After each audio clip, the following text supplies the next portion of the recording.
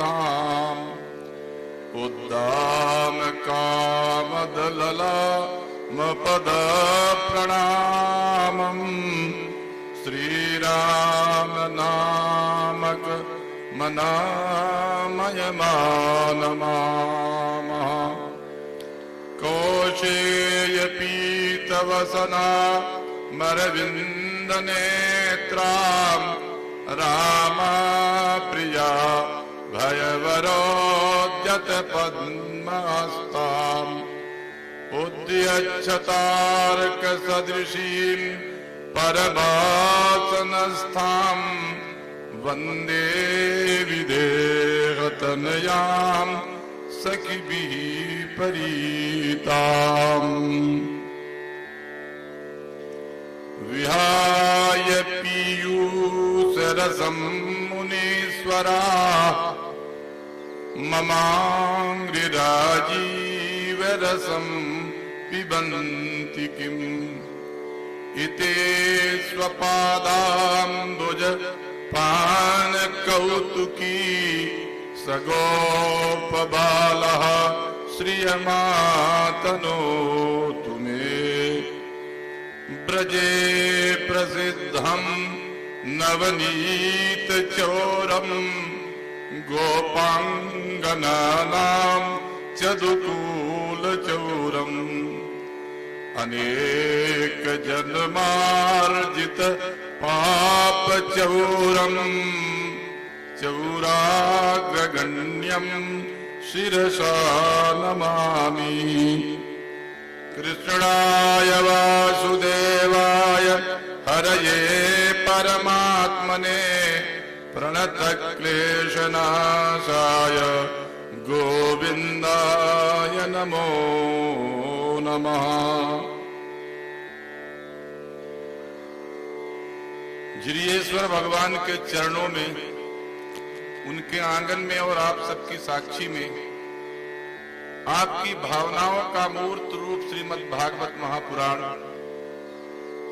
कथा विहारी श्री कृष्ण के दूसरे दिन के चरित्र में प्रवाहित हो रहा है। श्रीमद् भागवत के पद्यों का, श्लोकों का विभिन्न प्रकार से अर्थ अनेकानेक संतों ने, विद्वानों ने, रसिकों ने और प्रेमियों ने किया है। अपने अपने ढंग की व्याख्या सबने की है और आज भी करते जा रहे हैं।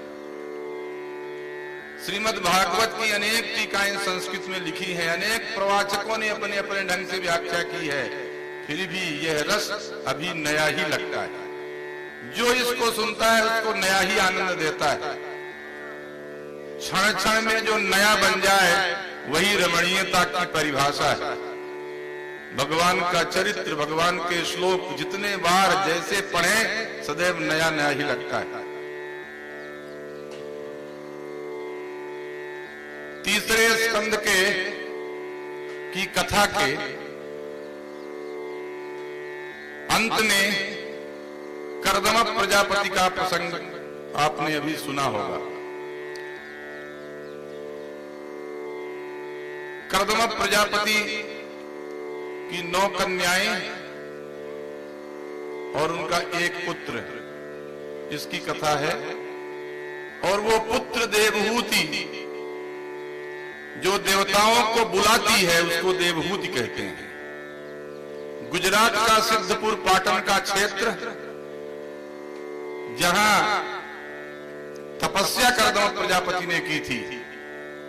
मनु शतरूपा ने जो अपनी लड़की का विवाह किया तो इनके पास पेड़ के नीचे रहना, जंगलवास करना, सेवा करती थी देवहूति जी। उनकी सेवा से प्रसन्न हुए। ऐसा लगा कि देवहूति को पति के साथ विवाह करने के बाद भी मन में उद्विग्नता है, संतोष नहीं है। कर्दम प्रजापति ने एक विमान का निर्माण कर दिया और उस विमान में सब प्रकार की सुविधाएं थी। आज भारतवर्ष के वैज्ञानिक विमान संरचना के रहस्य को ढूंढते हैं। भारतवर्ष का प्राचीन विमान शास्त्र भी अब लिखा मिल गया है। लेकिन इन ग्रंथों के माध्यम से लगता है कि उन दिनों भी ऐसा विमान था जिसमें चढ़ करके करदम प्रजापति और देवहूति ने तमाम लोगों की यात्रा की।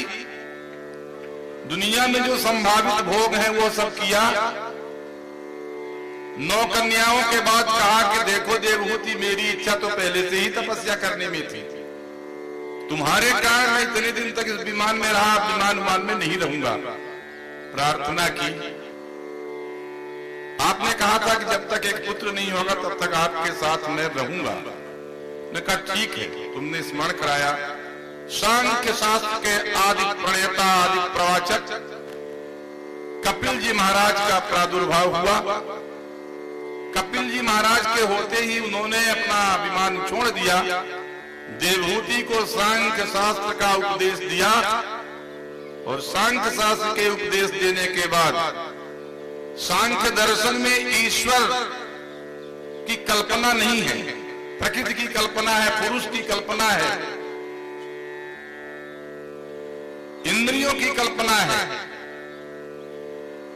25 तत्वों की कल्पना है, परंतु ईश्वर नहीं है। लेकिन कपिल देव जी ने कहा कि अगर सांख्य शास्त्र से तुमको शांति न मिले मां, तो संचिंतयेत् भगवतः चरणारविंदम। भगवान का ऐश्वर्यादि तमाम विभूतियों से युक्त भगवान के चरणारविंदों का स्मरण करने से भी यह मुक्ति मिलती है, यह मोक्ष मिलता है, यह भक्ति मिलती है, यह सायुज्य मिलता है। देवहूति ने योग के द्वारा अपना शरीर उत्सर्जन किया और ये आपकी कथा आचार्य मनमोहन दास ने चौथे सर्ग में, चौथे स्कंद में प्रवेश करा दिया।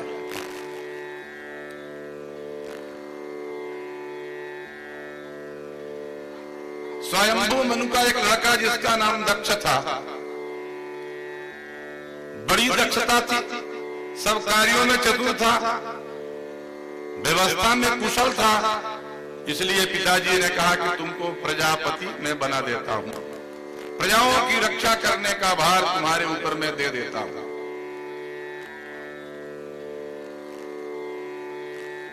उनकी कई कन्याएं थी, जिनमें एक कन्या का नाम सती है।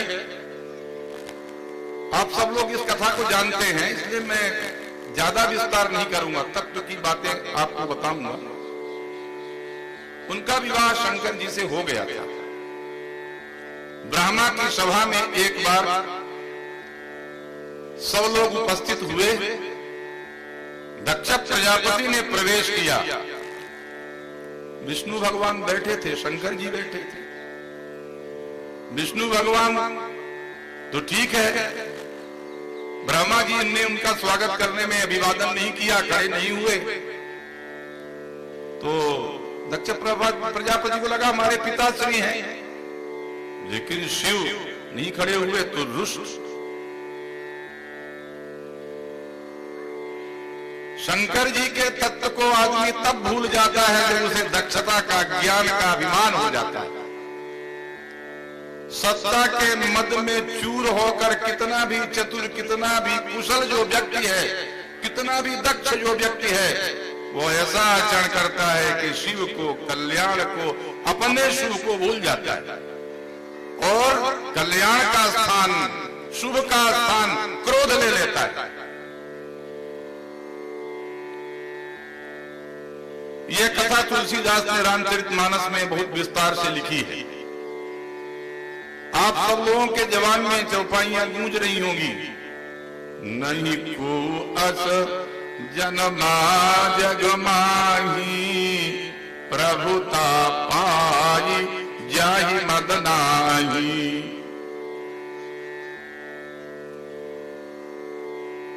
क्रुद्ध होकर के शिव के प्रति भर्त्सना करने लगे, निंदा करने लगे। चिता में रहता है, चिता की शमशान में रहता है, चिता की भस्म लगाता है, स्नान कभी नहीं करता है, बाल इधर उधर किए रहता है, भूतों प्रेतों के साथ में रहता है, सभा में ये मेरे से छोटा है, हमने लड़की का इसको क्यों कन्यादान कर दिया। अपने ऊपर प्रायश्चित, शिव के ऊपर अनेक भर्त्सना के, निंदा के शब्दों को करने वाले दक्ष ने जब बातें शुरू की तो दो विभाग हो गया। एक वैष्णवों का विभाग हुआ, एक शैवों का विभाग हुआ। शैव लोग शिव जी के निंदा करने वाले के प्रतिकूल होकर के उसके विरोध में खड़े हो गए, और वैष्णव लोग शिव के विरोध में बोलने लगे। ये शैव और वैष्णव का झगड़ा बहुत परवर्ती काल का है, बहुत पहले नहीं था। वैदिक काल में नहीं था, महाभारत काल में नहीं था, रामायण काल में नहीं था, लेकिन भागवत में ये बात लिखी हुई। क्यों? 17 पुराण लिखे जाने के बाद ही 18 महापुराण लिखा गया। तब तक शिव की निष्ठा और विष्णु की निष्ठा अलग अलग हो गई थी। इस बात को समझाने के लिए भगवान श्री कृष्ण को अर्जुन को बताना पड़ा, अरे मैं परम वैष्णव तो भगवान शंकर जी हैं।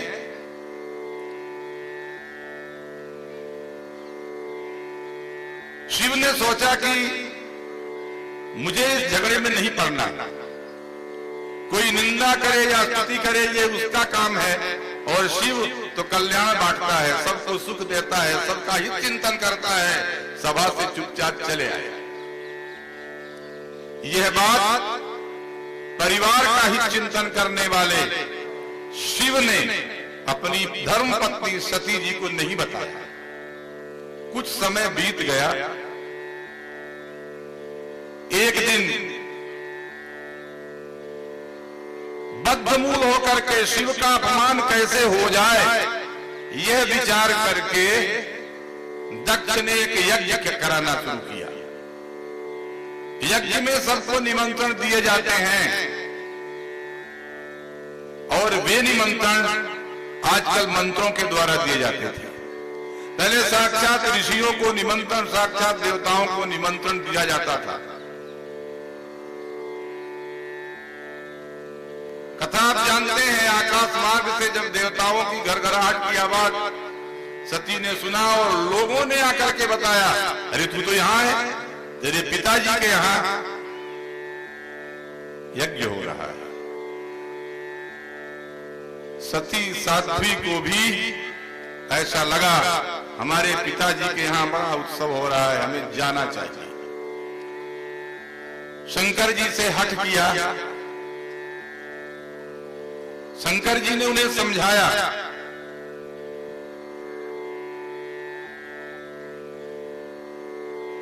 लेकिन उनके मन में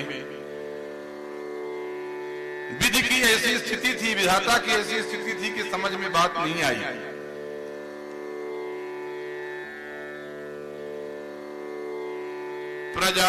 प्रजापतेस्ते श्वशुरस्य सांप्रतम निर्वापितो यज्ञ महोत्सवा किल। आपके ससुर जो दक्ष प्रजापति हैं, उनके यहाँ यज्ञ का महोत्सव हो रहा है, यज्ञ का उत्सव हो रहा है। वयम च तत्रा विसराम वामते यद्यर्थितामी विबुधा व्रजन्ति। ये नहीं कहा कि आप चलिए, ये कहा कि हमको वहां जाना चाहिए जिसमें देवता लोग जा रहे हैं। क्यों? तस्मिन् भगिन्यो, उसमें हमारी बहनें आएंगी। मम भर्तृभिः स्वकैः, वो अपने पतियों के साथ में आएंगी यज्ञ में भाग लेने के लिए। ध्रुमं गमिष्यन्ति सुहृद्देक्षवा, निश्चित जाएंगे, सबसे भेंट मुलाकात हो जाएगी। अहम च तस्मिन् भवताभिकामये, मैं उस यज्ञ में जाने के लिए आपसे प्रार्थना करती हूँ। सहोपनीतम परिबर्हमर्जितुम, माता पिता को देखने के लिए, उस उत्सव के देखने के लिए हम आपसे आदेश चाहते हैं।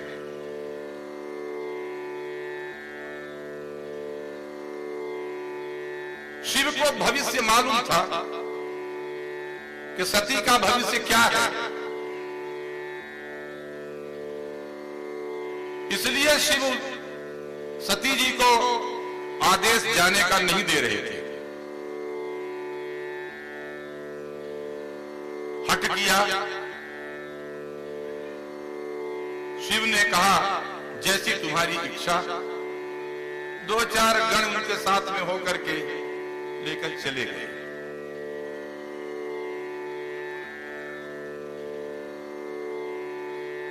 भारतवर्ष की नारियों में, भारतवर्ष की सती साध्वी स्त्रियों का यह पहला चरित्र है जिसमें किसी सती ने अपने पति के आज्ञा के बिना, अपने पिता की दक्षता के मिजाज में, पिता के दक्षता के अभिमान में अपने पिता के घर चली गई। और जिस पिता ने स्वगोत्रात् भ्रस्यते नारी उद्वाहात् सप्तमे पदे विवाह की सप्तपदी में अपने गोत्र से कन्यादान के समय शिव के गोत्र में कर दिया था, वह आज अपने पिता के यहाँ, इसलिए कि हमारा पिता दक्ष है। लगता है ये कथा कहीं संदेश देती है कि विवाह के बाद दक्षता का अभिमान पति के साथ होना चाहिए, पिता के साथ नहीं। अगर परिवार को ठीक रखना है तो यह दक्षता का अभिमान उसी समय पिता के घर को छोड़ने के समय नारियों को भूल जाना होता है। आज समानता के युग में स्त्री समानता और स्त्रियों के सम्मान का दावा करने वाले लोग न जाने कितने घरों को तोड़े जा रहे हैं भारतीय संविधान की दुहाई देकर। लेकिन ये भारतवर्ष का संविधान कहता है कि सती साध्वी होने के बाद भी अगर पति की अवज्ञा करके पिता की और दक्ष पिता के अभिमान को नहीं पचा पाई तो उसका परिणाम क्या होने वाला है। व्याकरण में एक यज धातु है जिसका 3 अर्थ होता है। एक तो देवता का पूजा जहां हो, सत्संग जहां हो, दान जहां हो, ये 3 काम जहां होते हैं उसे यज्ञ कहते हैं। देवता 2 प्रकार के होते हैं। पहले प्रकार का वो देवता जिनको हम लोग जानते हैं, इंद्र वरुण इत्यादि, ब्रह्मा जिनके लिए हम स्वाहाकार करते हैं, वेदी बनाते हैं।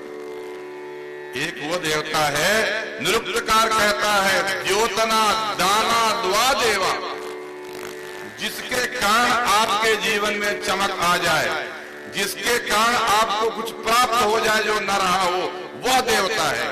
ऐसे हमारे आसपास अनेक लोग हैं जिनके कारण हमारे जीवन में चमक आती है, हमारा जीवन बनता है, सुधरता है, जिनके कारण हमें कुछ प्राप्त होता है, वे भी हमारे देवता हैं। ददाति देवा। हम ध्यान रखें कि समाज जीवन में ऐसे लोगों के प्रति अगर सम्मान की भावना रहेगी तभी यज्ञ सफल होगा, नहीं ऐसे लोगों का अपमान करके यज्ञ की सफलता की कल्पना नहीं की जा सकती। संगतिकरण, यज्ञ करने के समय मन में सत्संग का, सद्विचारों का, सच्चे विचारों का संक्रमण होता था। यज्ञों के माध्यम से विद्वान लोग, वैदिक लोग मंत्र बोलते थे, स्वस्ति न इंद्रो विद्यश्रवा, बहुत बड़ा कान जिसका है ऐसा इंद्र सबका कल्याण करे, मेरा कल्याण करे, वेद में नहीं लिखा है, न माने अस्माकं समेषाम, सबका कल्याण करे। पूषा देवता सबकी पुष्टि करे, विश्व देवा सबका कल्याण करे, हम सब जितने यज्ञ में उपस्थित हैं सबका कल्याण करें। यह भावना, यह विचार, सबके कल्याण का, सार्वत्रिक अभ्युदय का चिंतन जहां होता है वही धर्म है। चौथे स्कंद में 21 अध्याय हैं। प्रारंभ के 7 अध्याय धर्म के हैं, बाद 7 के बाद 5 अध्याय अर्थ के लिए हैं, 11 अध्याय काम के लिए हैं, भावनाओं के लिए हैं, और बचे हुए 8 अध्याय मोक्ष के।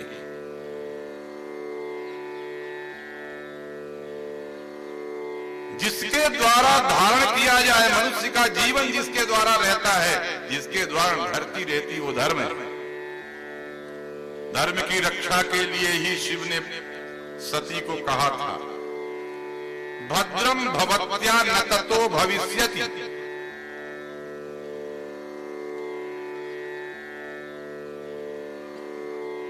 शिव ने जाते समय कहा कि यदि गमिष्यस्य पहाय मत बचो भद्रम भवत्या न ततो भविष्यति। मेरी बात को उल्लंघन करके तुम जाओगे तुम्हारा कल्याण नहीं होगा। और गई। और कई बार ऐसा लगता है कि तुलसीदास जी ने श्रीमद् भागवत का अक्षरशः उल्टा कर दिया है। सादर भले ही मिली एक माता भगिनी मिली बहुत मुस्काता दक्षिण कछु पूछी कुशलाता सती बिलोकी जरे सब गाता। चारों तरफ सती ने देखा सभी देवताओं का वासन दिया गया है, सभी की कुरियों में अक्षत रखा हुआ है, सभी की दोने में अक्षत रखा है। शिवजी का स्थान कहाँ है? कतहु नदी शंभु करवागा। कहीं भी देखा कि शिव का स्थान नहीं है। मैं लौट कर जाऊंगी, पिताजी हमको पति हमारे कहेंगे आओ दाक्षायणी बैठो। हमारे जब तक यह शरीर रहेगा तब तक इस शरीर का नाम हमारे पिता के साथ लिया जाएगा। अस कही देह यगिन दक्ष शुक्र संभव यह देहा। दक्ष के द्वारा पैदा किया गया यह शरीर मैं शिव के लिए त्याग दूंगी। अब मैं यहां से वापस नहीं जाऊंगा। शिव के लिए, महादेव के लिए, कल्याण के लिए, देश के हित के लिए, राष्ट्र के हित के लिए, समाज के हित के लिए इस देश के नारी का सबसे पहला सामूहिक उत्सर्ग अपने जीवन को सौंप दिया, अपने जीवन की आत्माहुति दे दी कि नहीं, शिव की रक्षा संसार में होनी चाहिए, कल्याण की रक्षा होनी चाहिए। इनके लिए एक एक क्या अनेक जीवन बलिदान कर देना पड़ेगा। और सती ने योग अग्नि के द्वारा अस कही योग अग्नि तन जारा भय